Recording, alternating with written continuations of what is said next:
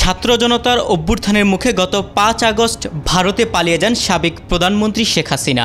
এরপর থেকে ২ মাস যাবৎ সে দেশে অবস্থান করছেন তিনি। কিন্তু প্রশ্ন হলো, সেখানে আর কতদিন থাকতে পারবেন? অন্তর্বর্তীকালীন সরকার ক্ষমতা নেওয়ার পর শেখ হাসিনা, তার উপদেষ্টা মণ্ডলী, সাবেক মন্ত্রিসভার সদস্য এবং দ্বাদশ জাতীয় সংসদের সব সদস্যদের কূটনৈতিক পাসপোর্ট বাতিল করা হয়। একই সঙ্গে বাতিল করা হয়েছে তাদের স্ত্রী ও সন্তানদের লাল পাসপোর্ট। প্রধানমন্ত্রী হিসেবে পাওয়া কূটনৈতিক পাসপোর্ট ছাড়া বাংলাদেশের নাগরিক হিসেবে বিদেশে অবস্থান করার মতো আর কোনো কাগজপত্র নেই তার।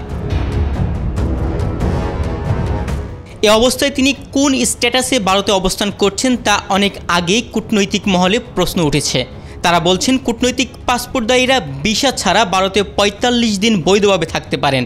কিন্তু শেখ হাসিনা প্রায় ২ মাস ধরে দেশটিতে অবস্থান করছেন, ফলে তার বৈধভাবে অবস্থানের মেয়াদও শেষ হয়ে গেছে।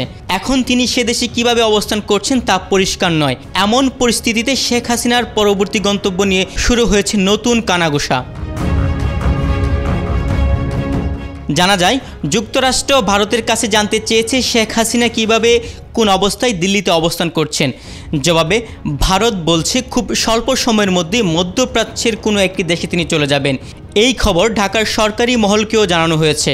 নির্ভরযোগ্য একাধিক সূত্র গণমাধ্যমকে এ তথ্য নিশ্চিত করেছে। গত ৫ আগস্ট ছাত্র জনতার গণ আন্দোলনে পদত্যাগ করে ছোট বোন শেখ রেহেনাকে নিয়ে ভারতে চলে যান শেখ হাসিনা।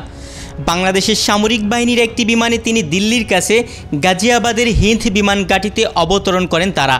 এরপর থেকে তিনি ভারতের কোথায় অবস্থান করছেন তা জানা যায়নি। শেখ হাসিনার পতনের পর বাংলাদেশের রাষ্ট্র ক্ষমতা গ্রহণ করে অন্তর্বর্তী সরকার।